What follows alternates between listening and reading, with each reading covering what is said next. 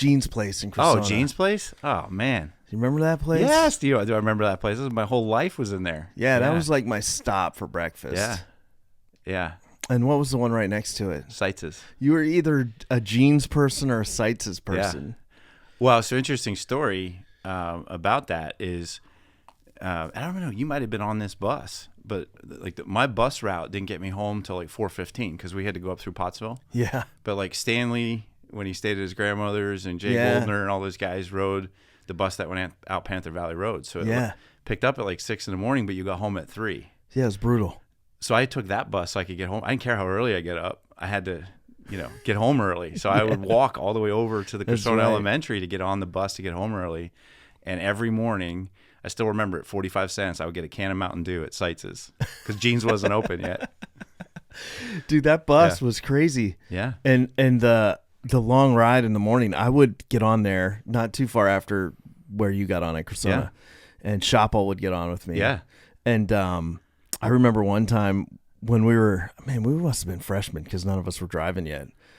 And it would stop at the high school and drop us off and then go to middle school and drop off middle schoolers. Yeah. You guys all let me sleep. I would sleep every morning because it was such a long bus ride. And I'm sitting next to Lance. Yeah. And I don't know how he pulled it off, but I was dead asleep and he left me sleep. Yeah. And I woke up at the middle school. Oh, man. I don't remember that. The bus driver had to drop me back off at the high school. You remember the bus driver's name? I don't. Those were that was like the Wild West though of education. Yeah. There was some nutty stuff that happened. Yeah. It was awesome though. I remember police having to stop and like get a guy off the bus. Do you remember that at the high school? I do. Vaguely. Yeah. I don't know how many details I should. I know. That's why I was hesitant because I know of 2 times where that's happened. But yeah, so my kids never rode the bus. They rode for a little bit. Yeah. And in early elementary school, and when they got a little older, I was like, you know what? I'm dropping them off. Yeah. I did not have good bus experiences. Yeah. I loved the bus. You did? Oh, yeah. The chaos. Yeah. Well, I mean, that bus ride was just, It was cool because it was all of us Cressona buddies on it. Yeah. I was going to say, we had fun in the morning. Like, it was just crack up every morning, Like a bunch of friends on there. It was. Yeah. What's up, everybody? Welcome to another episode of the I'm Here For It podcast. Thanks for being on here and for listening. We're here for it. Whatever you got going on in life, whatever you're struggling with, whatever you're stuck in, whether things have been really good or really bad or somewhere in between, hopefully really good. We're here for it. Our guests are here for it. And today I have the awesome opportunity of introducing you to one of my friends, a guy I grew up with, a really brilliant thinker who's doing incredible stuff, an author, my good friend, Lucas Hahn. I paused there because I wanted to add phenomenal fast-pitch softball pitcher. Oh, hey, I don't know about phenomenal anymore. I actually pitched last night. I wanted to stick that in there, but that's why that weird pause was. You pitched last night? I did, yeah. I wasn't sure because I had knee surgery recently, and I'm not supposed to be doing that stuff yet, but I gave it a shot. And how'd it go? Pitching was fine. I had to field a couple balls, and that was tough. You just let them go, shortstop or second base. So every shortstop who's ever played behind me, and I'm sure a couple of them will, because I've played 35 seasons. It's a long time. I've been playing since I'm 15. Yeah.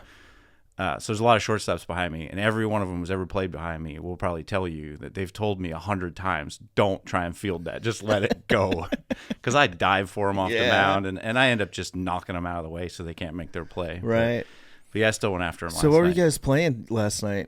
Down in Burnville, Kisling's Field. Was it a tournament? No, just games, just a league game. There's still some teams that play out of Blue Mountain here. They just pull you in as a ringer? Yeah, so when I come home, I try and jump in, I mean, that's a sport that's all about the pitching. You got to have, and it's really hard to develop young pitchers, so when I come back, I really try to show up and help some pitchers. I even helped the pitcher for the other team last night after the game was over. It was nice gave him a couple pointer. The game's going to die without it. You guys ran fast-pitch softball pretty far. You played for Yinglings? I played for Yuengling. I think 22 of my seasons were for Yuengling. And you went to nationals, right? Didn't you? Yeah, we did a couple nationals. We won a World Series championship. Did you really? Yeah. Yeah, you guys brought it. Yeah, we played a lot of ball. We had a lot of fun. Played against teams from all over the world. That's awesome. Yeah. Favorite memory from playing? Oh, man, you can't pick one with that. You really can't. No. It's just, when you've been in it as long as I have, It's tough. But I think the one year we won a state championship, and I had a really good weekend throwing the ball, and I think I pitched five of the games that weekend. Really? And I get to the championship game, and I mean, I'm beat because it's August, Yeah. hot. And I remember we go to extra innings, which there you get runner on second to start the inning, right? Yeah. And I think it was 1-1 at the end of 7, and I mean, fifth game, I'm starting to wear out. And we were playing a team from Harrisburg, and we come up and get a run. And I'm like, sweet. Like, we're going to win this. I'm going to go out. I'm going to throw, 3 outs. We win this thing. And I give up a run. And I'm like, oh, no. So I think we went to the 9th. So on top of 5 games, I get 9, right? And you'll probably know. I don't know how much you know this, but Terry Ernst, so Brett's dad, was catching me. Really? At 64 years old, he caught the whole weekend. And I just remember him coming out, the last batter. It was their 9-hitter. We got 2 outs. Their 9-hitters coming up. And their top 3 guys were hitting the ball hard off me. Yeah. We were making plays. And he comes out and he said, I'm not even calling a pitch because you can't throw anything at this point, but do not walk this guy.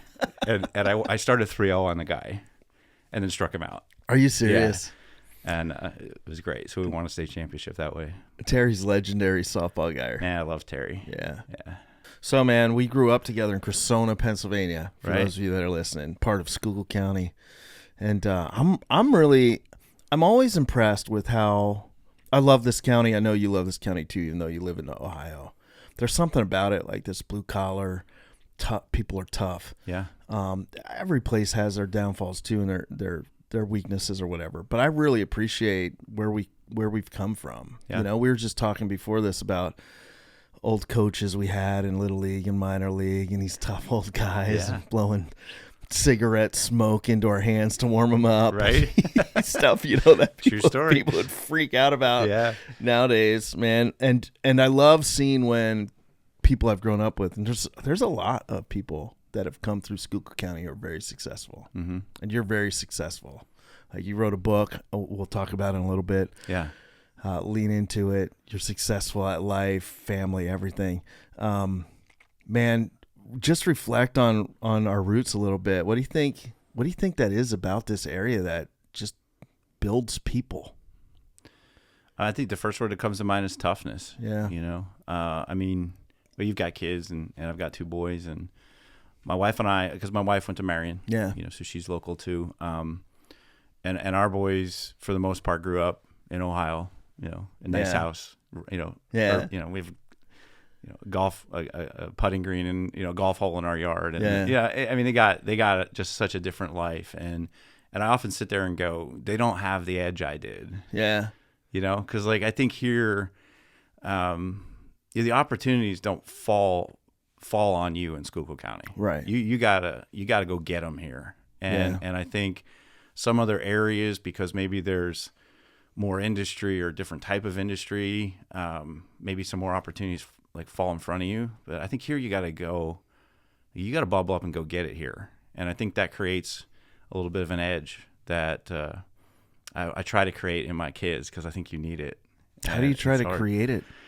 Man, I think it's even though I know I can give them something that I would have never been able to be given. Yeah. I really try hard not to. And I say try because I fail.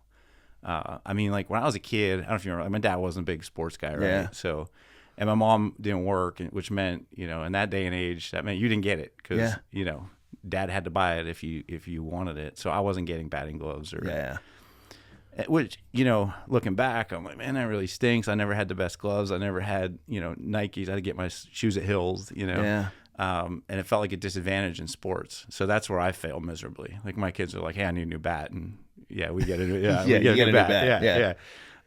So I think there's a little bit of that, but I try really hard to make them earn it a little bit. And I tell them the stories a little bit, I let them know, especially my father's an alcoholic. I mean, he's doing great now, That's sober awesome. for, I think 14 years now. Wow. Good for him. But it was tough. There were some things there, and I think he would, if you'd ask him, he'd tell you, there's probably a couple things I'd do different. And it was hard, hard for me, really hard for my mom. Yeah. But, so my oldest son's getting at that age. Yeah. And so actually, I started talking to him about the dangers of alcoholism. Yeah. Because I'm not going to sit here and say don't ever drink anything, because I'll have a drink once in a while. Yeah. I'm very, very careful. You don't play 22 seasons of softball for Yingling and not have a beer, you know. Right, yeah, absolutely. So it's like, you know, I don't want to be the guy saying don't do and then I do. Right. You know, so it's but I'm very careful about it, and so I would explain that, but I actually wrote it in a letter. Really? To him, like, yes, this is why I go months without, like, I'll intentionally say I am not gonna have anything to drink just to remind myself. And I guess I can say this now. Like in high school, I drank beer. Yeah, a lot of people around here do. You could say that now. You know, but even back then, like let's say, like, so September, I would let myself have a couple beers at the bush parties. October, I would go to the bush parties and not drink. Yeah, and I was always doing that. You know, I would take these. That's really awesome. Because I was scared. You were just so in tune with that hurt that you kind of felt. Didn't want to be an alcoholic. And watched. Yeah, knew it could bite you. Yeah. But I think that's the thing that sometimes keeps me up at night, you know, is like, it was easy for me to recognize the danger of that and behave differently because I not only did I see it, but there were days I felt it, you know, depending on what kind, you know, what was going on, like physically felt it, you know, but my kids are only hearing it. And there's a difference there, right? I mean, hearing it and feeling it's way different. So I try to be, you know, I beat that drum a little bit much maybe, but I love that you wrote that letter. Yeah. All my friends, my son's friends, the ones that are close, have that letter now too. Really? Yeah. Mm-hmm. So you gave it to him, or he gave it to him? I think it was kind of a mutual thing. Like you're talking about, it came up. You know, I said I think they should do this. So we kind of did it like I think it's important. I think they should hear this, and I said I want you to, like, tell them we're doing this, and I actually read them the letter and then gave them the copy. But yeah, he kind of like I said, we're going to do this, and he kind of facilitated. Like we all stood in my kitchen. That's such a cool dad-son moment too there. Yeah. Well, I'm trying to build a leader there, not just a son. Plus you're taking some pain, you know, like some real deep-seated pain that hurt bad, and you're kind of like drawing good out of it. So this is going to deepen our relationship, and I'm going to have this vulnerable moment where I share this stuff with you to help protect you. Yeah. And then taking that and then helping protect other people. Right. That's awesome. Yeah. You know, like, and I wonder, like, how many people out there, parents, are listening that probably have something like that in their life, because everybody goes through stuff, and it's everybody has their tough stuff and things that hurt, and how maybe that's a great thing, like, to be able to draw some good out of that pain by just having a transparent moment in paper, because there's something different about it when you write it down, you have it, you read it. Yeah. There's something different about expressing it, like even writing a book, like we've both done. Yeah. There's just something different about writing it down. Mm-hmm. He's going to hold on to that letter for a long time, and that's probably something he'll pass on to his kids. I would hope. You know, how's your relationship with Dad now? It's good. Yeah, it's good. You know, it was interesting. You know, it all kind of culminated in a pretty horrific experience for our whole family, and some of my family just refuses to interact with him anymore, and I get that. But I chose to judge him on what he does next. Yeah, you know, and so again, I was very intentional. You know, the first time I spoke to him after all that, and I said, you know, you can have a relationship with your grandchildren, you can have a relationship with me, but here's the minimums. Like, here's my requirements, and alcohol was part of it. Yeah, you know, and so it's 14 years, and you know, so there's some restoration there. Yeah, a little bit of healing. Yeah. He's getting very involved in his church. He moved to Georgia, you know, because he's got all kinds of metal parts in him now, so it's hard. It's hard to be in Schuylkill County. Plus, I mean, if you're an alcoholic, Schuylkill County's a tough place. It is a tough place. Yeah. Sure. What I love about you is you're so intentional. And that's like one of the things that you talk about in your book, which, by the way, let me show everybody. It's Lean Into It, which is a great book. I have an awesome signed copy, and you wrote a way too generous note in the beginning of it. Well, that's what I mean. But I appreciate it. Yeah. And you talk about the 1%, like 1% getting better, like every time. Like incremental improvement. Incremental improvement. What's the name of that guy? Paul Akers. Yeah, Paul Akers has a 2-second lean. It's improving by 2 seconds a day, and I guess before we get to that, like, I want to talk about that 1%, but just give us an overview of the book, like, for our listeners who don't know what lean is. Yeah, lean's a thing. It is. So it's a continuous improvement, like, business methodology, right? That started at Toyota, which I could talk for hours on the history. I'm gonna give you like the super short, you know. it was actually an American engineer was sent over there after World War II. You know, after the bombing, you know, America helped rebuild the Japanese culture. And if you research like Toyota, where they came from to, you know, from the 50s when the country's leveled and decimated to the 70s, it's unbelievable. And it's all this methodology, and it's about reducing and eliminating waste, which there's thousands and thousands of companies that say they're doing it. But what happens in America, especially, probably more so than anywhere, is it all becomes about the dollars, right? Everybody's like, oh, it's a way to save money. And it's really not if you do it the right way. If you do it the right way, it's a way to take care of people. Oh. Right? Okay, you take care of the people. You build this culture that everybody... I'm behind the mission. You know, I want to be doing my best every day. You know, not because you told me to, because I want to. Yeah. And then what ends up happening from that is they get better. And then all of a sudden you look at your bottom line of your business and you're like, oh, we're better. Yeah. You know, because people are invested and they love what they do. And that's the missing piece. And I think the research now is showing that about 80% of American companies that try this fail. Really? Yeah. And I'm part of it. I mean, our company is part of it. We really struggle. We have pockets of excellence, but as I started doing this, and I wasn't doing this, I never went to school for it. I was an engineering manager, right? And they asked us to start looking at applying this to the natural gas business. We were doing awesome, but I cared about my people so much, and they cared about me and the success of our department. Right. So we were just doing awesome, and then the company came to me and said, "You're not the engineering manager anymore. Like you're going to teach everybody this stuff." And I was having a really hard time. This is how it gets to the book. I was having a really hard time getting people to care because it's born out of manufacturing. Yes. So I would say, well, we build and operate natural gas infrastructure. We don't make cars. Yeah. I'll say, well, that's fine. But I used it on a third grade basketball team, and here's the results. And everybody would be like, wait, what? Like this works in basketball? Works in basketball. Use it at my church, you know? Yeah. People there started asking questions. We started doing some of it there. I mean, you name it, I was using it. And I started telling those stories to get people to stop saying, we don't make cars here. Yeah. And I left dozens of those with somebody saying, you need to write a book about this. Yeah. And I had a pretty good journal. Yeah. And I was like, you know what? I'm just turn my journal into a book about this, about how I'm using this for other things. And there it went. And the intention was, and I think you and I talked about this, right? I think I even showed you my little diagram. Yeah. Like I decided I didn't care if I made a dime on the book. Yeah. I give away more than I sell. You know, I don't care. It's like, man, this has done so much for my life. It continues to do so much for my life that people need to know. People need to know it helped Toyota, but it's going to help you if you do it, if you embrace it, right? Yeah. You know, if you're intentional about it. I use the word intent. You said, I like what I like about you is you're intentional. I was like, well, that's interesting because I say that word twice a day. I think that's such an important word. Yeah. And I think that's a key to like transforming your life a little bit is in whatever aspect. And that's what I love about this book is it takes like that word intentional, and what you're doing is you're putting meat to like how to live that way, and like and practical stuff on how to live by leaning into it, by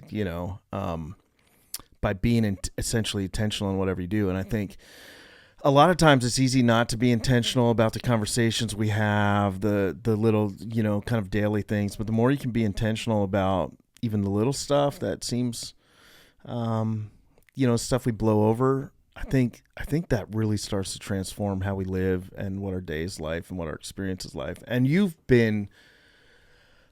part of you has been that guy before you ever were introduced into lean. Yeah. I mean, your work ethic when you were young, softballing it up, you put some time and energy into building your life into what you wanted it to be.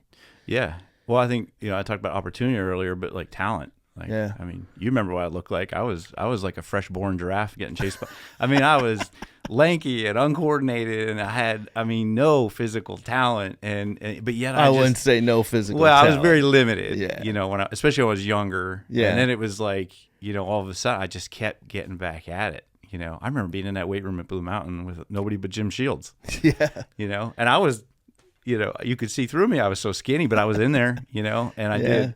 And so I think it's, I was driven, and I was just like, I'm not accepting that I can't do this. And I really did push myself.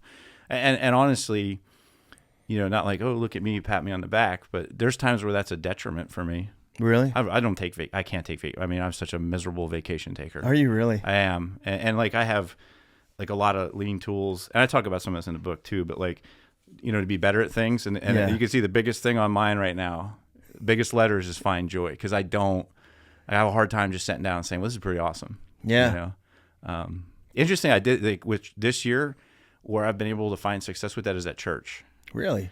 Yes. I mean, a lot of times I find myself going to church and it's like you're trying to be, I need to do better and I need to help more people. And I think about people that passed, I mean, you remember Mikey Boyer? I still think about Mikey all the time, and I'm like, why is church like this?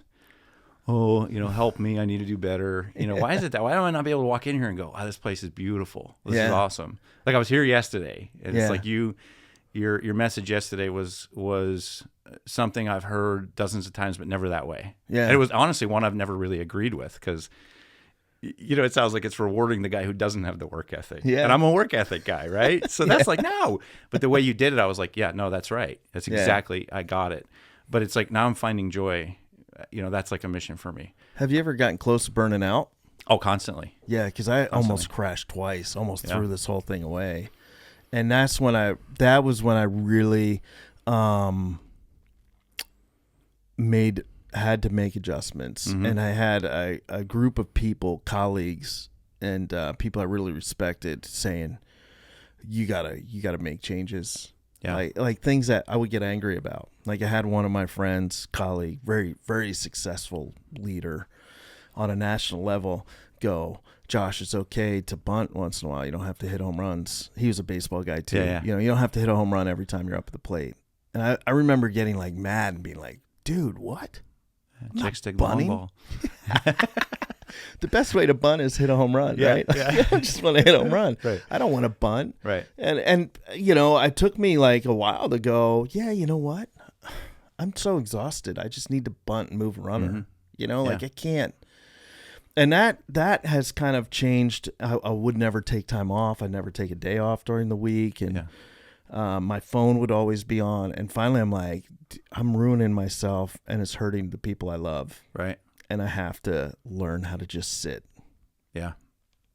It's tough, though. I measure that. I measure me sitting. I had to. It's the only way I could change my behavior. Need to, go on vacation and not read a business book. Yeah. I just started doing that. So I do track, reading because I wanted to develop that habit. And for me, developing a habit, you could get some metrics to it, understand that you're getting better. Yeah. That kind of inspires you to keep going, right? I think that's human nature. Yeah.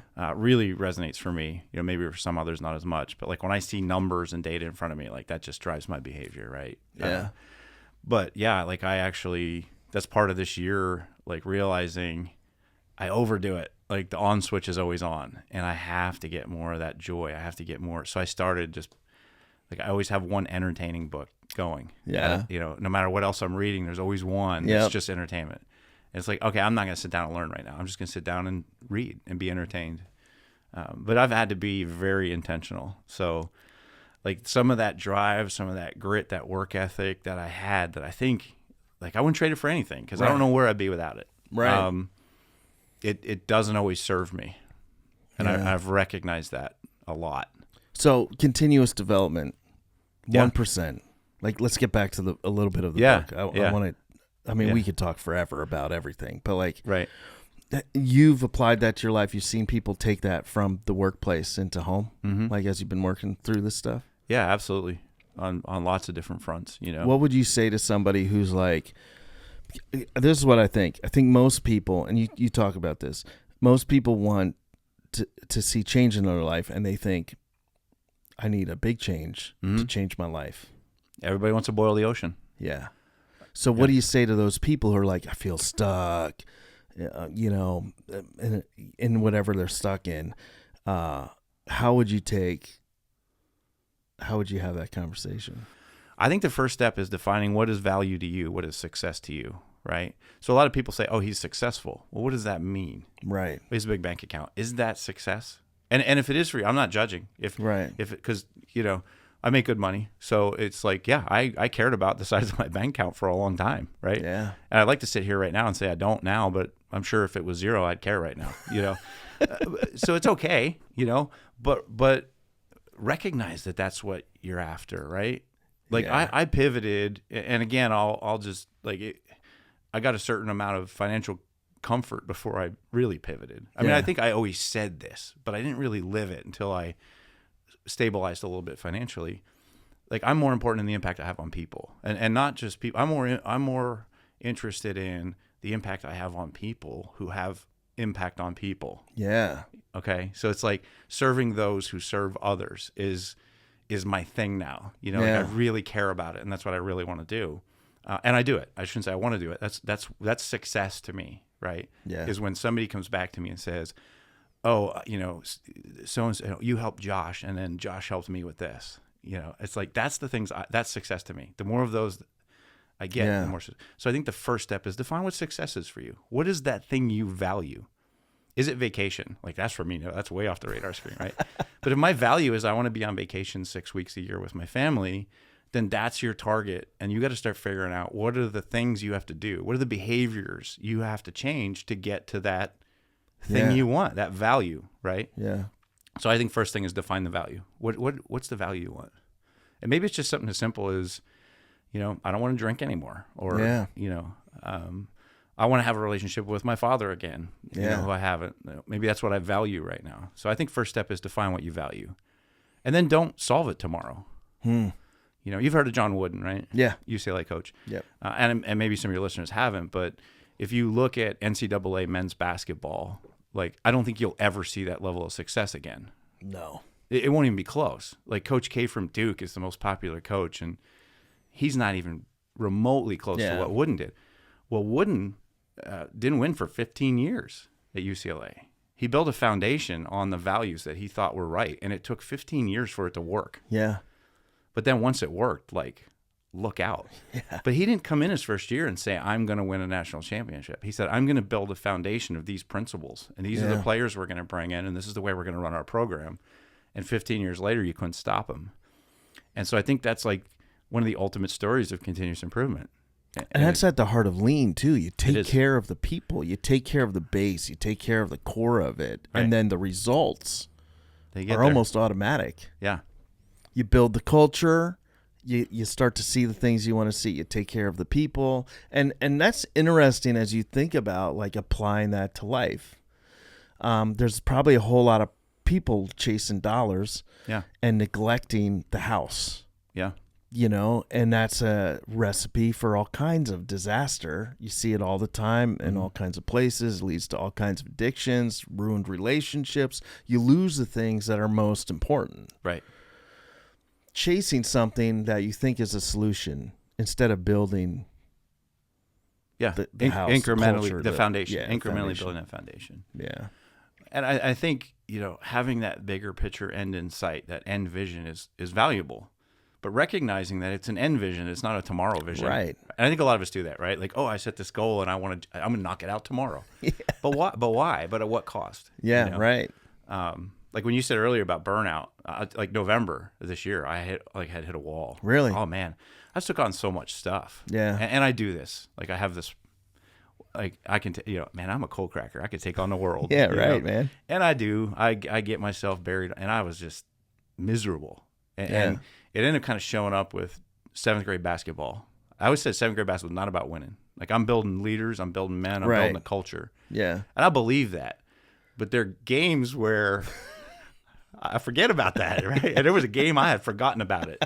And it was during this period where I was just like... just fried. Terrible. Yeah. And one of the things I do when I journal is I'll grab one of my highlighted books. And what's crazy, like, weird things happen when I do this. This is why I do it. Yeah. It's almost like God's telling me something. And I grabbed your book that day, and I don't remember.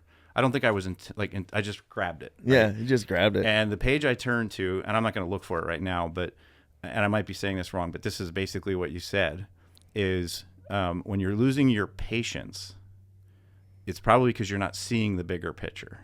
Yeah. And I know you didn't say it exactly like that. But however you exactly said it, I wrote it on my sheet. Wow. Because I was losing my patience that we didn't win that game. But is that really what I'm there to do? Yeah. It's not. Right. And so that kind of started to recalibrate me. Yeah. One thing I wanted to ask you about, after action reviews, Yeah. Yeah.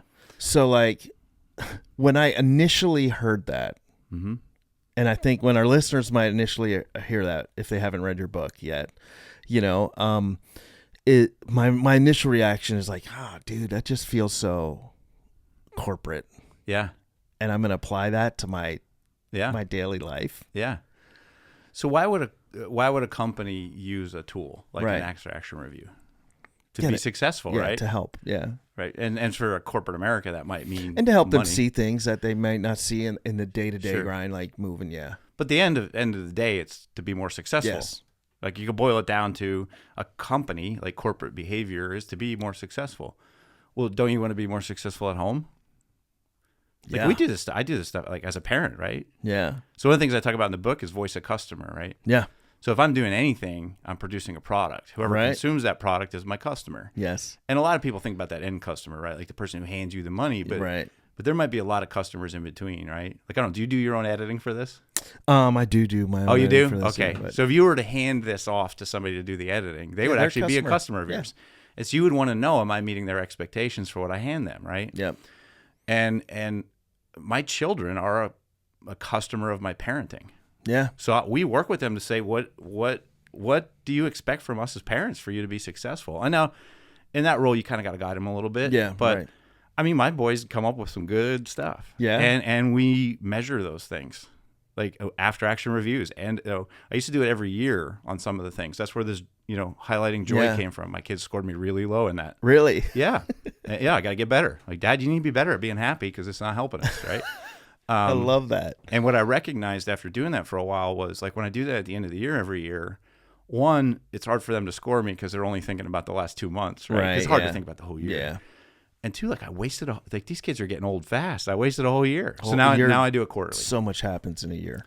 Yeah. So now quarterly, I after action review. How am I doing? Did I get better at finding joy this quarter? You sit down with them and go through it? I don't because there's a little bit of like survey bias there. Yeah. Like think about like if your dad had sat you down and said, score me on this, Josh. You're gonna be like, oh, you're perfect, Dad. Yeah. Like my dad would be like, tell me.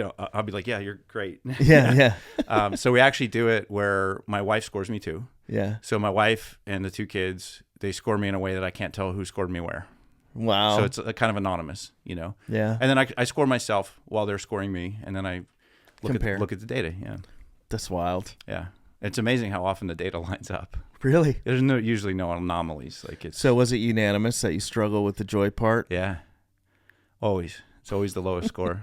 It used to be patience. When I first started doing it, patience was the lowest score, and then that almost I don't think it ever became the highest, but it was like got real close to being the highest. It's got a healthy place. Because patience was the biggest word on my little sheet of paper for a while there. And I actually had to put a measurement in place for every time I left a scenario where I would historically lose my patience, which I don't know if you remember, I was a little hot-headed. Yeah. It used to be a lot. Yeah, that used to be all the time. I love when people say a little hot-headed. Yeah. You're right. I was hot-headed. Let's just say it. Yeah. Everybody that's hot-headed does it. Yeah, it was a little. Little. Yeah. Yeah, little's not the right word there. No. You're right. Me too. Yes. So I'm like right in there with you. But every time I would leave a scenario where I'd be like, well, I normally would have flipped out there and I didn't. Yeah. I would actually keep track of that. And I set targets for myself. Like it started with I wanted 5 a month, which doesn't sound like a lot, but when you're used to flipping out the first time something doesn't go right, that's a lot. It was hard. And then once I got 5 a month, then eventually I think I went to like 5 a week. Yeah. And then I was like, I want one every day. And for a while I got one every day. And then I stopped measuring it because it's like I've now developed this new habit of being patient. And my scores went up. So how would you tell somebody to measure something that they want to see different in their life? So say I want to be better at being restful, or I want to prioritize my relationship with my spouse or whatever. How would you say is a good way for somebody to measure that? So again, I think it goes to defining success, right? So there's 2 things you think about when you measure behavior, quantity and quality, right? So if you just say, I want to have a better relationship with my wife, you could measure how many times you take her on a date, which I measure. Because that's something with the line of work I'm in, it's hard to busy 2 kids that play every sport they can get their hands on. So it's like I gotta be intentional. So I measure how often I take her on a date, just her and I, and that's part of it. That gives you the frequency piece. But then you got to also think about the quality piece. Yeah. Like, what's a date? Did I just drive down the street and get her something to Burger King, and just because the kids were in a car, I called it a date? Maybe. Like, maybe that's a place to start, because it's... Yeah, because you you know, just got to get in the habit of something. But yeah, what's interesting is the first year I was doing that, with the date thing, my wife found out that I was measuring it, right? Yeah. She's like, oh, let me guess, we're only going on a date today because you have to check it off. And I was like, yeah. She's like, well, that's awful. I'm like, well, how many dates would we went on if I wasn't?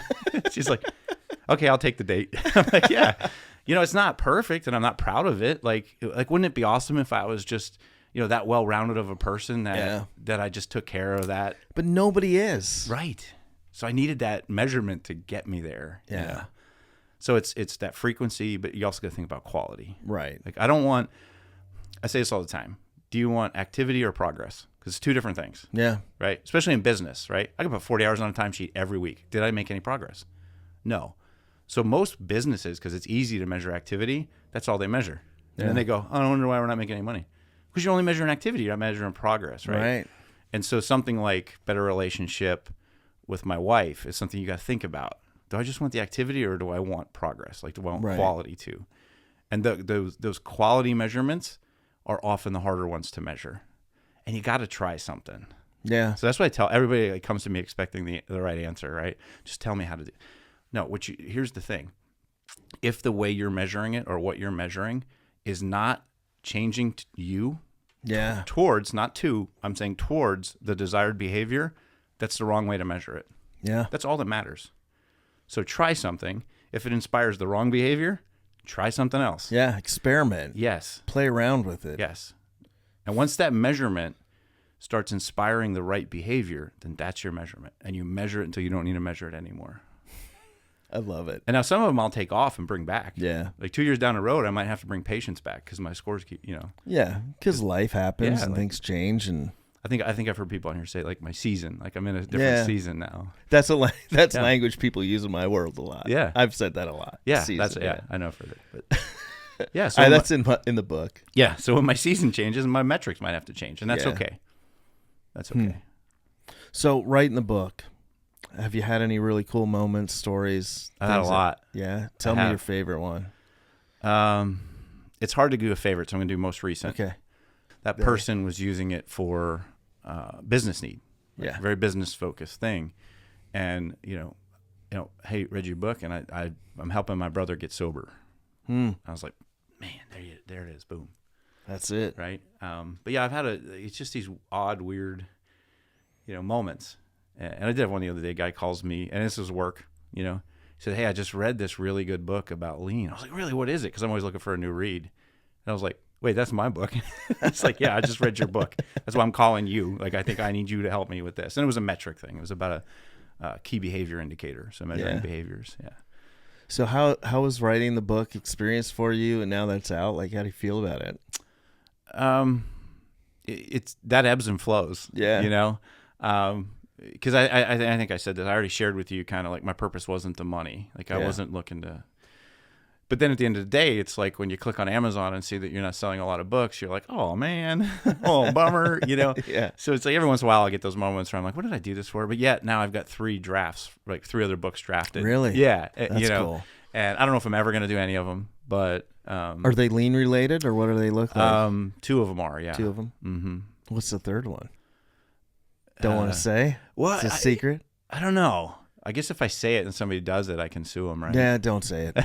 Don't say it. Because it's one of these things Don't say it. Like, in my brain, I'm like, if I ever want to make money on a book, this might be it. Yeah, because the audience for it would be insane, I think. I know I would buy it, like, tomorrow. Yeah. I'd buy all my friends' copies tomorrow if I write it. That one's going to be... Like, that particular book is probably the least likely to ever happen because, like, this was my life. I essentially, the one I already wrote, like, I basically converted my journal into a book. Yeah, so I think you should change that. I don't think that should be the least likely. If you have a book that you think that you would buy everybody, why would you put that at the end of the list? Because the work I'd have to do it right is intense. And when I tell you what it is, you'll be like, oh, yeah, that's like, I'd have to take it like 8 months of research and like, it would be a massive effort. Or hire researchers. I never thought of that, but that's an interesting way. It's intriguing to go, here's this book that I would buy tomorrow and I'd buy every one of my friends, but I'm probably never going to do it. Yeah. Why? That sounds crazy. Because of the work. Yeah. And what's interesting is I know your why list, which you have. Yeah. You've shared that with me before. Yeah. It's peeking out underneath your things. Yeah. And the book hits the why list. Yeah, probably. It does. I don't even know what it is, but I'm guessing that if it fires you up that much, it hits your why list. Talk about your why list. Yeah. So this is another, like when you talk about incremental improvement, right? This used to be just printed on a piece of paper, but now it's on cardstock. Yeah. Because I keep metrics, right? So with the cardstock, if I'm updating my metrics, this works like I can write on it, right? You can write on it, yeah. Try to do it. Okay. So that's why it's cardstock. But I think it's important when I talk about, I crossed them out because of my knee surgery. Yeah. It made it really hard for me this year to be able to do some of these things I wanted to do because of the surgery, which I didn't expect. So you have this why list you carried around with you. Yeah. Everywhere you go. Everywhere. And it just reminds you of why you're doing the things you're doing. Yeah. Most people probably have never defined a why list. Yeah. I love the last one. Can I say what the last one is? Yeah, you can read them all if you want. I'm not shy about it. I don't need to read them all, but I love the last one. It says, see my grandkids. Yeah. Yeah. That's a good one. I mean, how many people are thinking that far ahead? Right.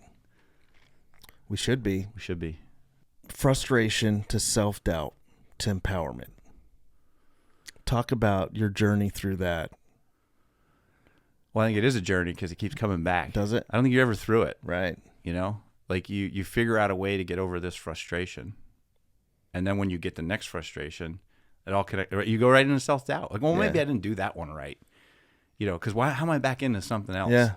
Right. Like I just got over this. How am I back into something else? Well, to me, if you're trying anything worthwhile, it's not going to be linear. You're not going A to B. Right. If you went A to B without going backwards, you probably didn't take on something big enough.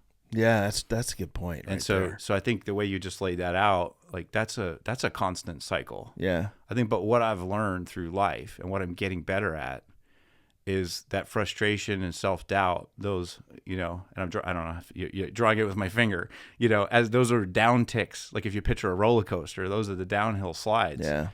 If I plot my life on anything, you know, in my teens and 20s, those downhills, like those were fun roller coasters, man. Yeah. Those things went down fast and far, right? But my downs now are not as dramatic or as long. And the upside, it's unlike a roller coaster. It's the opposite. The up always comes up higher than the previous up. The next peak is always higher than the previous peak. And I think the more I learn, I heard something about 2 years ago. It resonates with me. You have all these plans, but are they in collaboration with God? Hey. And I went, ooh, no, mine aren't. Like I work in a vacuum so much. I teach people not to do that, and I sit there and do it myself. Yeah. And that helped me a lot because it got me bigger picture thinking, right? I do want to collaborate. I do want to be more thoughtful.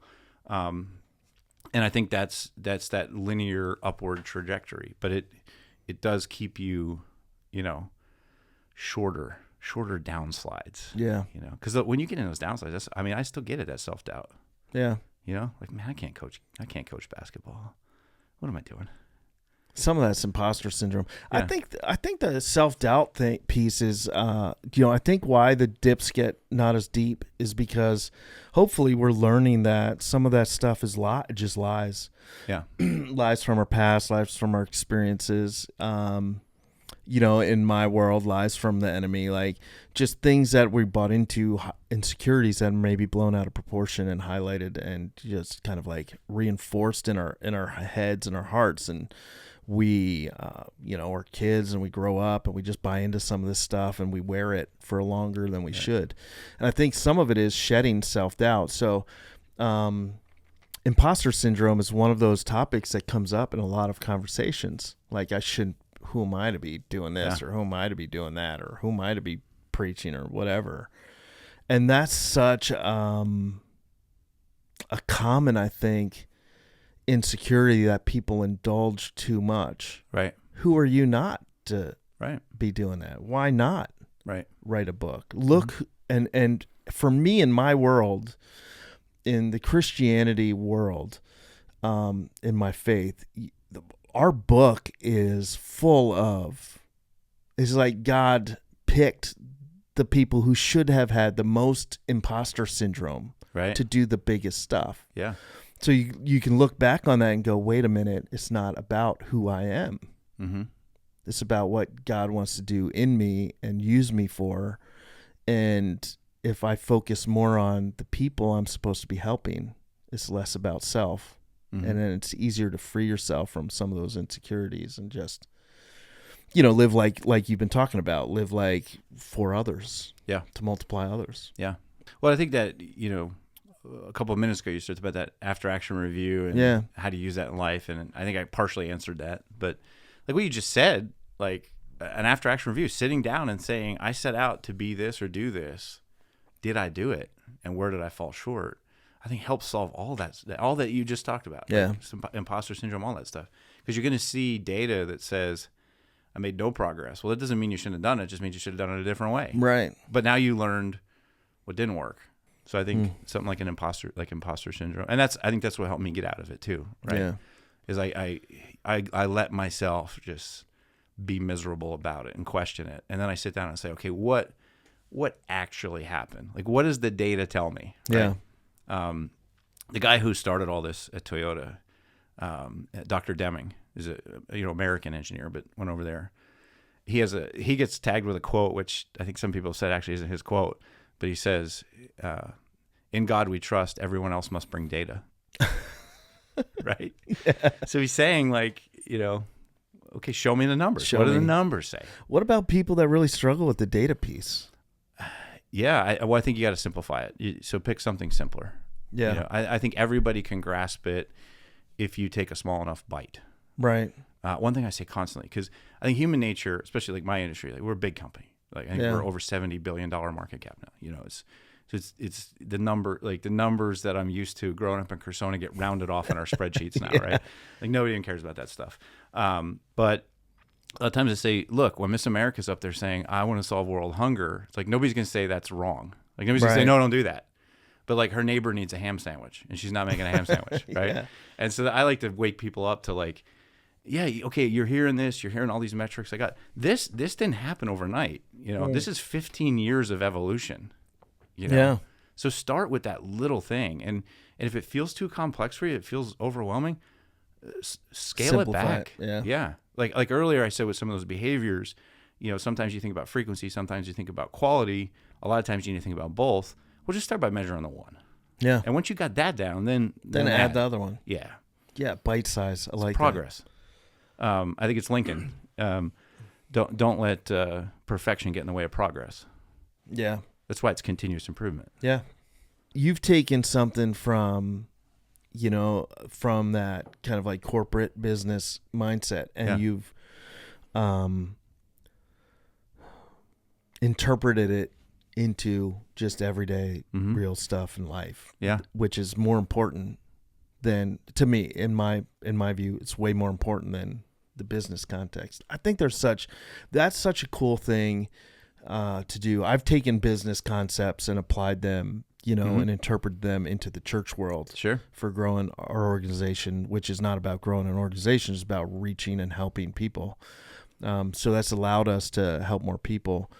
What was that one moment where that just clicked for you? Or maybe it wasn't one moment. Maybe it was just.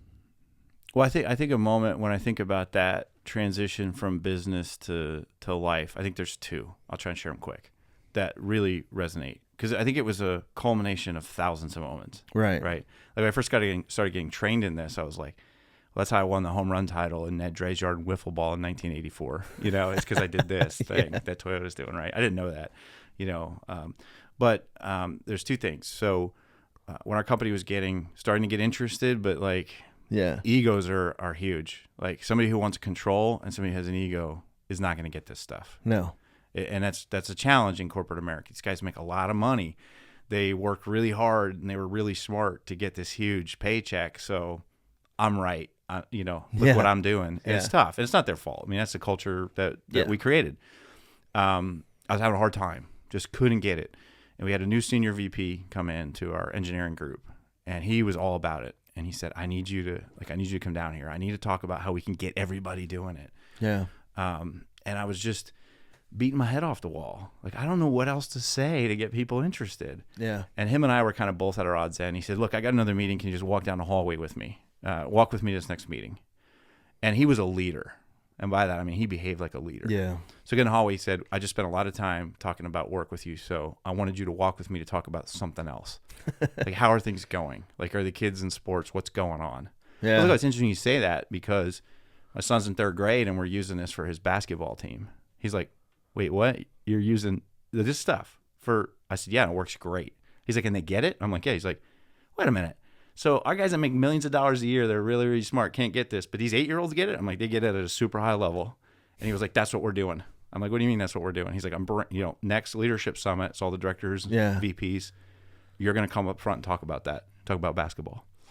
And I did. And people just ate it up. Yeah. They're like, oh, wait, yeah, because everybody's like, oh, we don't manufacture cars here. It's a Toyota thing. Yeah. And it was like, yeah, well, So you helped them see it outside of the context. Helped them see it outside. Sticking in it, trying to force it into. Yeah. And that was the first time somebody said to me, you need to write a book about this. Really? Yeah. And I heard it dozens of times before I finally did. And I think the next one was, I saw my wife struggling with some things, frustrated with some things around the house.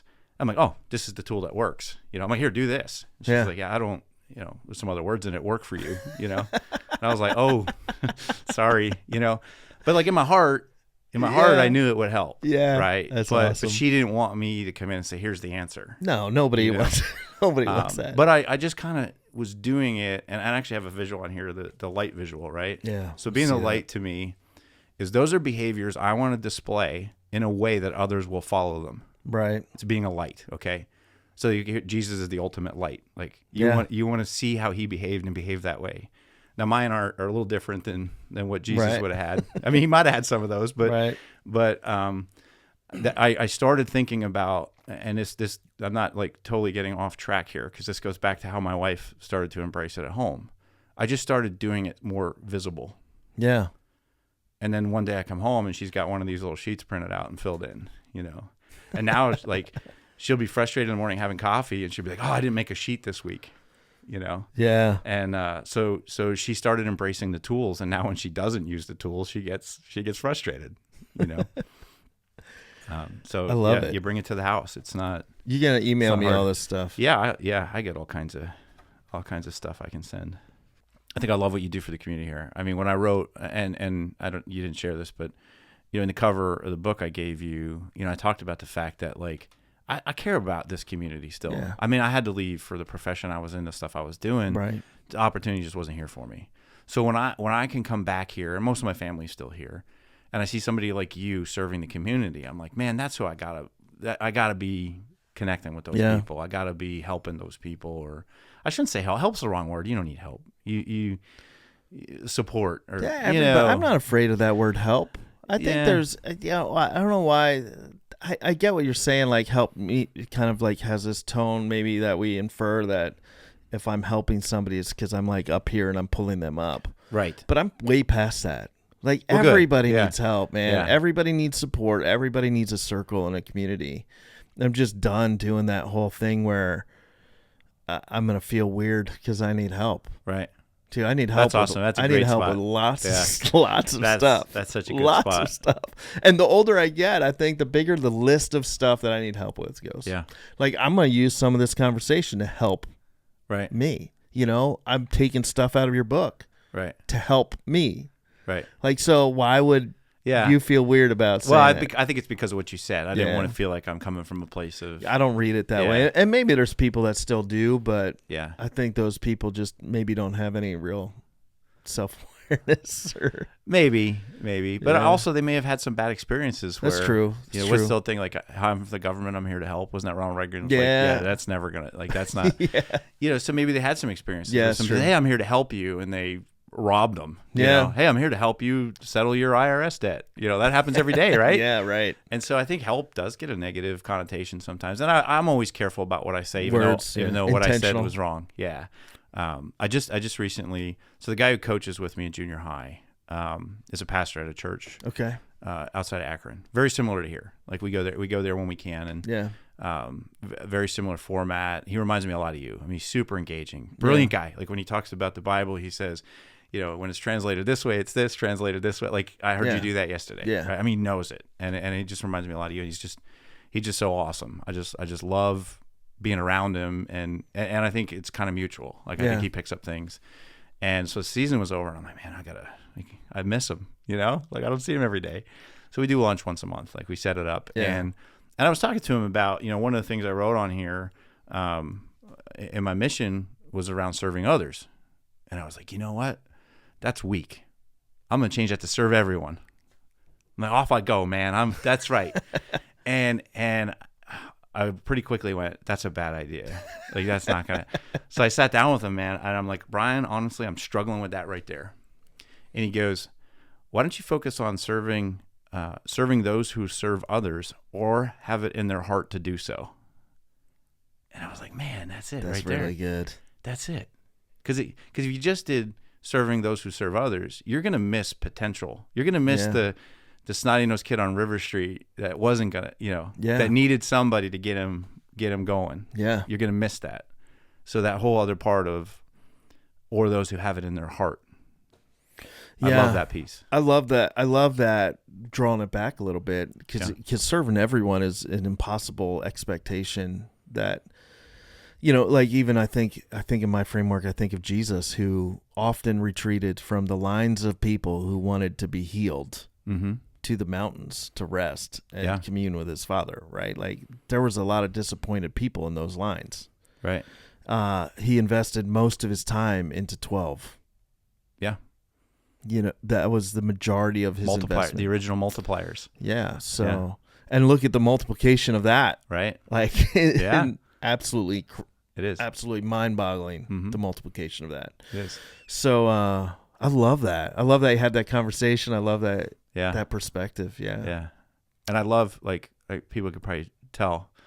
I love talking this stuff. Yeah. Yeah. Yeah. Like I always tell people like, oh man, I couldn't wait to call you and set something up. And I'm like, careful what you wish for. Yeah. Like you're in it now. We just like scratched the surface. Yeah. And I'm thinking we probably need to have another conversation down the road. Yeah. And do another one. We're pushing the time limit. Yeah. These go fast. But, and we just barely got into it. Yeah. Well, I want to do two things then. I want to make sure I get them done now.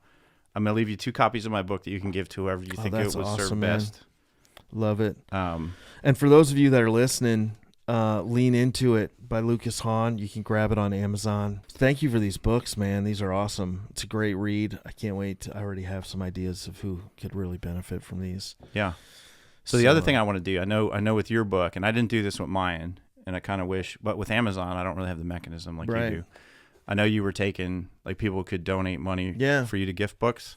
That's $100 for you to give your book to whoever. Oh, thanks, man. However many people you can for that money. I try to give away as many as I can. It's like you said, like it still costs money. I appreciate that. That means a lot. But we probably give away more. Yeah. I've given away way more than I've sold. I don't know. Like I hate going when I know my book can help somebody. And I also know that maybe they don't have the $20 or whatever. Yeah. I don't want to have to go like, I'll go buy my book. Yeah. I want to just be like, yo, read chapter 4. Yeah. Like, just take this. If you're done with it, give it to somebody else. Right. If you need to keep it. But yeah, I had that same struggle. Thanks for being on here, man. Yeah, it's been awesome having this conversation. I hope we can do it again. And you have lots of stuff out there. So you have your own podcast. Well, so my main podcast that I do is not out. It's only inside the company. Oh, it's okay. Right? But I do a thing with authors, which is what I would like you to do. Yeah. Where I sit them down and I just ask them about the things I highlight in their book. I call it Behind the Highlighter. That's gonna be tough. Yeah, yours is gonna be different. I'll be in it. Yeah. I'm in for it, man. I'm in for it. Yeah. I'm gonna have to reread I feel like I gotta reread my own book before I get grilled by you. What's interesting is a couple of them I've done. I saw the look on their face where they're like, "Did I write that? Did I really write that?" But they've been really fun. Yeah. Because I don't like. I'll ask maybe expand on that or tell a different story. But I do the Behind the Highlighters with some authors. Dude, that could get me in a lot of trouble. I know. I'm super transparent. I know. If you go like, tell me another story, it might be like too transparent. Yeah, it's not gonna get you in trouble. It's gonna get you loved by a whole new audience of people because of your transparency. I'd love to do it. So that's the thing I do with people. Yeah. And then, I've done a number of different things on YouTube, like short little videos and stuff. And I'm always trying new stuff. Like I can't seem to get set on that one thing like the way I want to do it because I'm constantly balancing that. Like the effort I'm putting in, is it bringing that value to the people? And I think you actually just took a survey I put out where I was asking that, right? I was like, hey, I can't do all 5 of these things because I do book reports. Which is funny because if I hadn't read the book, I would have been like, what? Why is he doing a survey? Yeah. I wanted to know, like, what's helping people. I can't do all 6 things anymore. It clicked for me. Yeah. So I have Lean Unleashed is my YouTube, and I put little videos up there, and some of them are very business specific, but a lot of them aren't now. Yeah. I've been getting more and more requests to do ones that are not business specific. I think my most watched nugget one, which is like a 4-minute nugget, is my wife and I talking about parenting. It's a what good looks like exercise. So you sit down and you document and you use colors. Green marker's good, red marker's bad. So this is what good parents do. And you can't think of yourself, right? Right. Can't be like, what do I do good as a parent? That doesn't work. No. What did I see another parent do? Or what did my mom, or like I spent a lot of my time with my grandparents, like what were they doing? Right. That I thought was good. And we did that one in a 4-minute video, and that gets a lot of watches. Yeah. But yeah, there's some cool stuff out there, and it's all just there to help you. It's all free. I got a job. I got a good job. Yeah.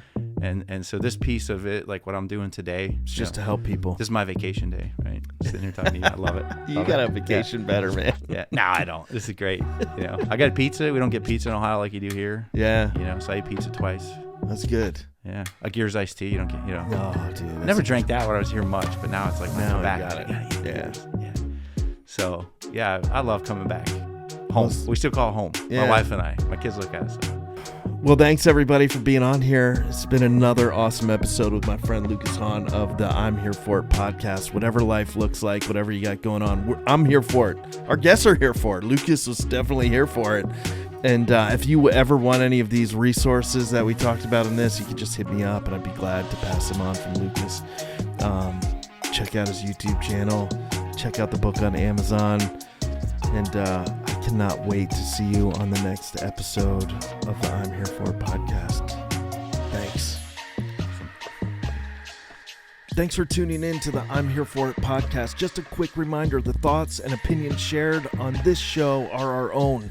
They don't necessarily represent the thoughts and opinions of our employers, our places of business, our families, or maybe even people that don't want to be associated with us anymore. And honestly, sometimes we even question our own thoughts and opinions after these shows have aired. We're not doctors, therapists, lawyers, experts in anything except maybe overthinking things. Well, maybe some of our guests are some of those things, but for real, this podcast is not about offering you professional or therapeutic help. We're just here having fun.